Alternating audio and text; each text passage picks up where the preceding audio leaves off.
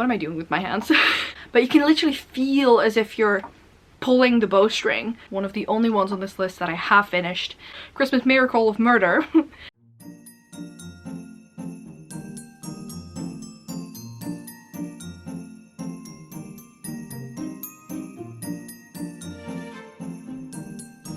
Hello lovely bookworms, I'm Esmay from Paradise of Pages on Instagram and also on Twitter, and welcome to a new Christmas countdown video. Today, I'm not sure exactly which day we are on, but today we are gonna do something cozy. I'm wearing a cute sweater, I'm wearing my scarf, I have a cup of mint tea. It is iced tea though, because otherwise it'll grow cold and I don't want my tea to go cold. At least not when it's supposed to be hot tea, if you know what I mean. If it's cold tea can be fine. So I actually put some mint in it, which is really, really nice. And today, I thought we could actually do some cozy games. As some of you know, I think I did this last year or the year before as well, but as some of you know, I am a cozy gamer. I mean, approximately cozy. There are some games that you might not call cozy, but kind of feel cozy. And I thought once again we could do a list. I have my phone here. I have 1, 2, 3, 4, 5, 6, 7, 8, 9 games to talk about today. And I hope that these are all going to be fun for you. I think it's kind of 10 games. But one I'm gonna name under the same. I'm gonna see if I can actually include a couple of clips of those games so that you have a little bit of an idea. So as I talk, I'll put something over it. But yeah, let's just dive right into it. I have no idea how long these are gonna be. I'm gonna try and explain them without spoilers, but so that you know what the game is about and what gameplay feels like, that kind of thing. I feel so cozy right now. Absolutely brilliant. So, and let's just dive into the list. So game number 1 is Alba, a wildlife adventure. And this is an indie game. It's also a very inexpensive game. I think I paid a couple of euros for it. And I'm currently playing it on Switch. I have no idea if they are also on other platforms, but I play it on the Switch. And this is about a child named Alba who goes to her grandparents. And when she goes to her grandparents, the entire idea behind this story is that you make photos of animals and you try and preserve the reservation, and you walk around this beautiful world trying to capture the beauty of it. Truly, you get a notebook, you get a camera, and that is, I hear a beep. Is that in my ear or is that something else? It's fine. But you try and capture the beauty that is around you, and this is such a cozy game to play handheld and play in bed and just after a long stressful day wind down. It is not necessarily the winteriest of games, but I don't really mind that. During these cozy months I just like sitting down with a handheld or on my PlayStation, which I also own. This is a list of both PlayStation and Switch, and probably also Xbox games because that doubles up.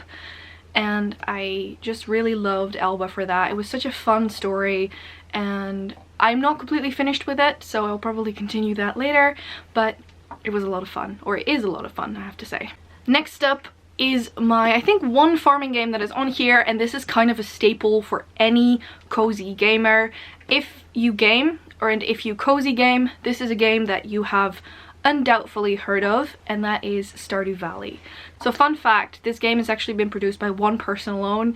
They did everything about this game, the coding, the art style, all of it, and I think Stardew really shaped the way in which farming sims are done. In Stardew Valley, you actually inherit a farm from your grandfather who has passed away, and so you go from your office job to move to Stardew and you get a farm. You also get to choose a pet, and what I love about this is that you can go any type of route. It is very chill, it is quite linear because you don't really have to reach certain points or you have to do certain things before other things, and I really like the fact that with this one you could just sit down, relax, do whatever you want to do. You can plant, you can fish, you can talk to your townspeople, you can actually get married, you can have kids.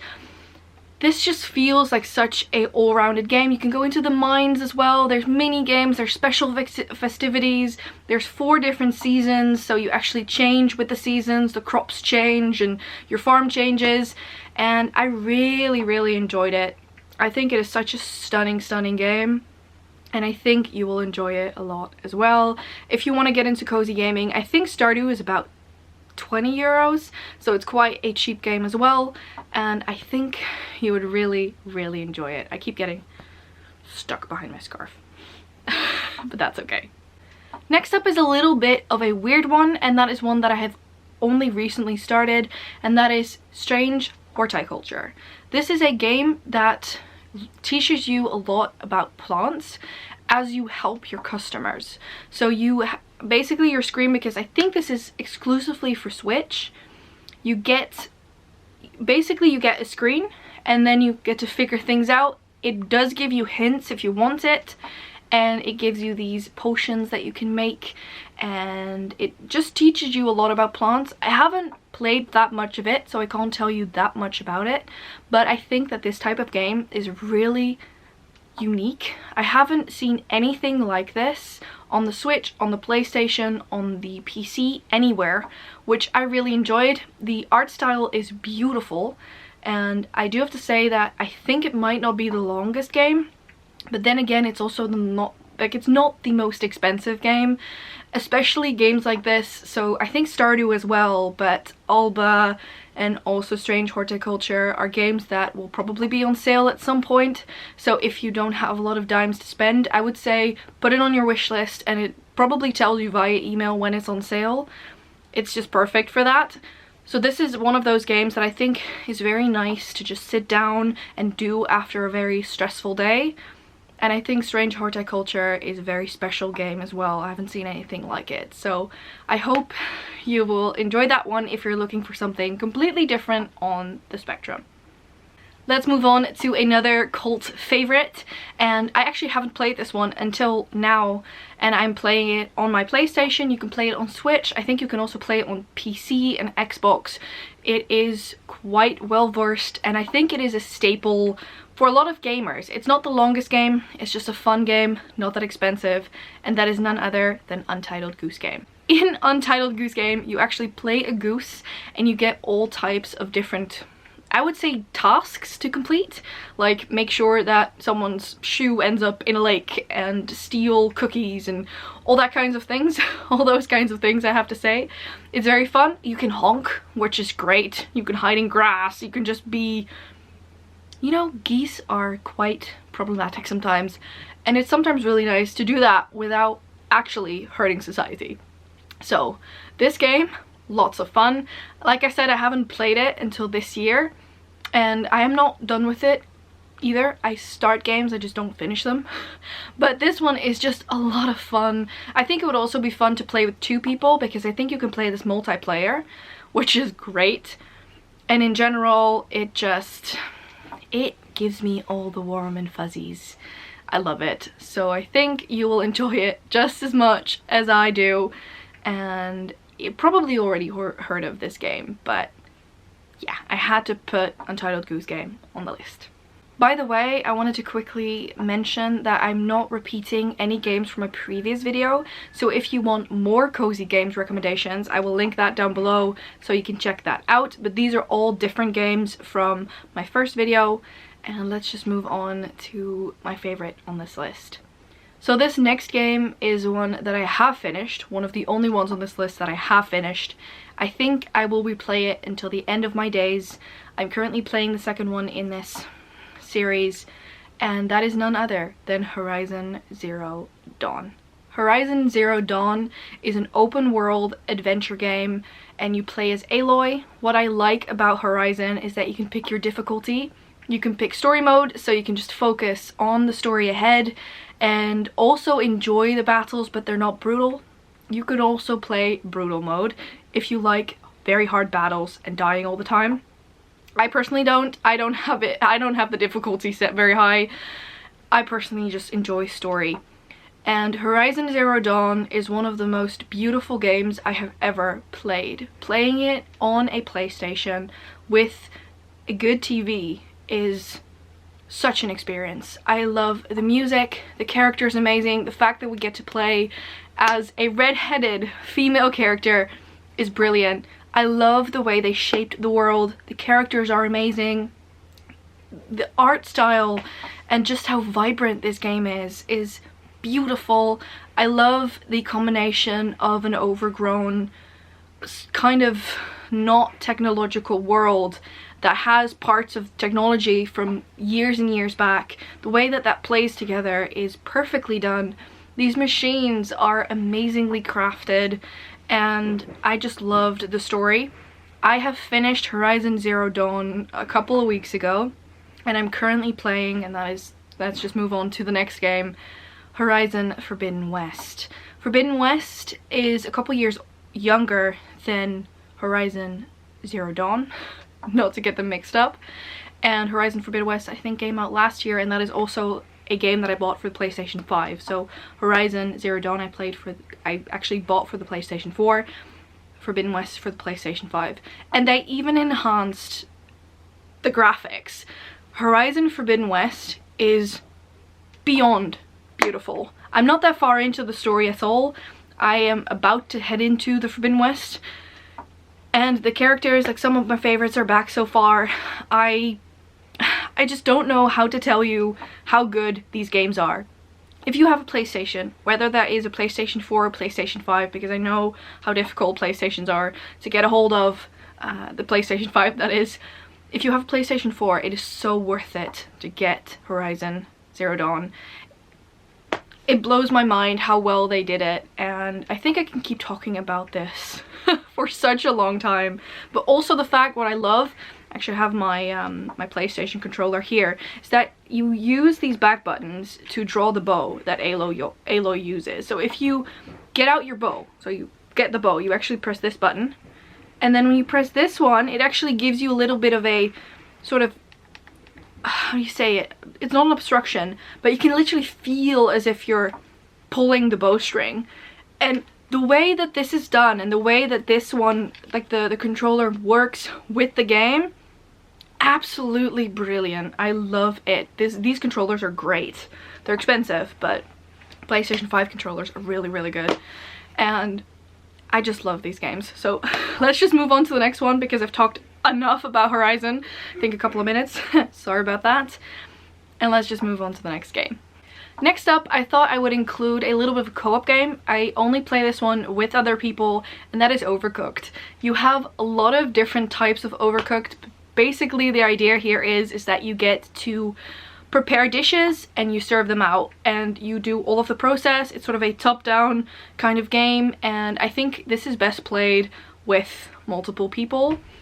It's so much fun. So you chop all the ingredients, and then you put it in the stove, and then you put it on a plate, and then you put the plate out for the customer, and then you get the plates back and you have to wash the plates, and sometimes you have to move the stove around so that the fire pit, it just moves. And what am I doing with my hands? It's just a lot of fun, and it's a lot of fun to play with a big group, and I think Overcooked is just a lot of fun. So I thought I would include a co-op game. Then going back to the very much cozy genre is Witchwood, which is also a very interesting game, to say the least. So in Witchwood, you play as, I'm not sure if it's a witch, but through these quests, and I think it's a kind of a quest or task that you have to do, you get sort of souls back, and you are not completely sure the end goal. At least I'm not. Maybe I'm just not far enough into the game. With Witchwood, I am not completely sure where I'm headed, which on the one hand is interesting, and on the other I like to sort of see the end goal when I'm playing a game. Nonetheless, Witchwood is a lot of fun, and I did not expect to enjoy it as much as I am. I saw a lot of people play it, and I'm currently playing it on PlayStation, but I know that you can also play it on Switch. And I think it is also a fun game to play handheld, which is something that I'm really cautious of when I buy a game. Do I buy it on the PlayStation, or do I want to play it handheld? And with Witchwood, I actually got it with the subscription I have, so I thought I would test it out on PlayStation because it was free, which is also great. If you have a subscription for PlayStation, there's a lot of games that you can play for free. A++. And I don't know, I just really think it's interesting. The art style's good, and I'm gonna have to see what the narration does. I love all of the elements that are in this, so yeah, that's just really, really fun. So I have two more, and let's go on to one that is a bit of a classic that has been remastered. I think this one is also on Switch, but I'm playing it on my PlayStation, and that is Agatha Christie's The ABC Murders. This one is a bit of a detective game. It's not a bit, you literally play as Poirot, who is a detective, and you're trying to figure out who done it. Basically, you have to go into all of the details, and you have to literally look up what is happening, which is really, really cool. I do have to say that I at first played this on PC. I cannot recommend it on PC because it kept on just shutting off for me. At one point I just couldn't proceed, and it kept telling me to do things that I had already done, and I got so like fired up and I stopped. Currently playing it on PlayStation. I haven't reached that point of no return yet where it sort of lagged the last time on PC, so I'm not sure if that will do that. I hope not.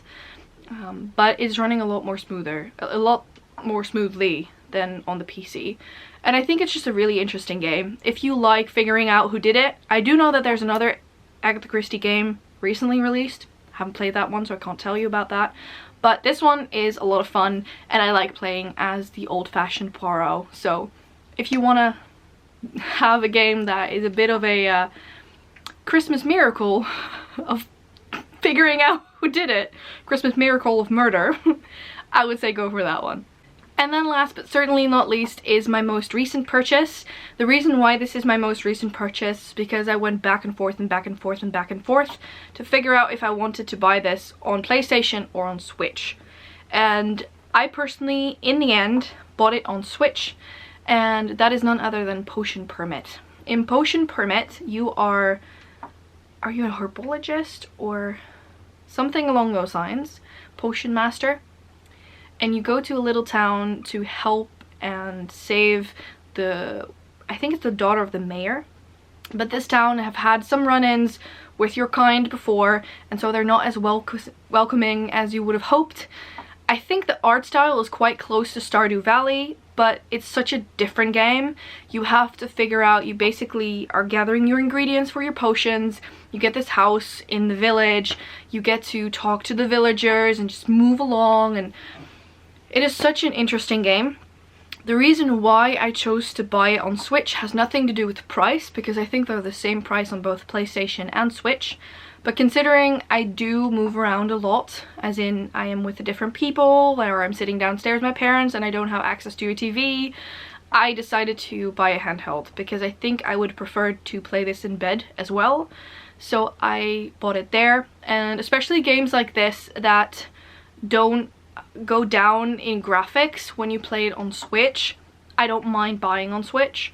The reason why is if you have big games, they will have to let some effects of the game go. Like for example, on Switch, certain games just play a little bit worse because of the fact that the PlayStation is a much more hefty console, in the sense that the graphics and the specs of the PlayStation are just a lot more impressive, and it doesn't compare due to the fact that you can play the Switch handheld as well. I think the Switch has a lot of pros and the PlayStation has a lot of pros. I personally prefer having both.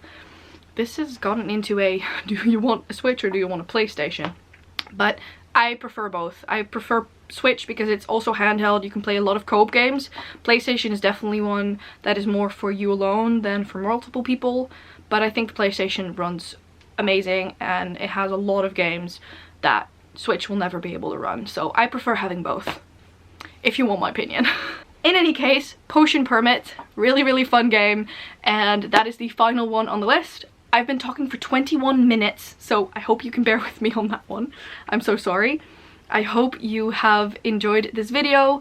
I want to thank you so much for watching for this Christmas countdown video. Once again, I hope to see you in tomorrow's video. I want to thank you so much for watching. Please subscribe to our channel and don't forget to press that little bell icon so you know when the next video is up. And I hope to see you all tomorrow. Bye!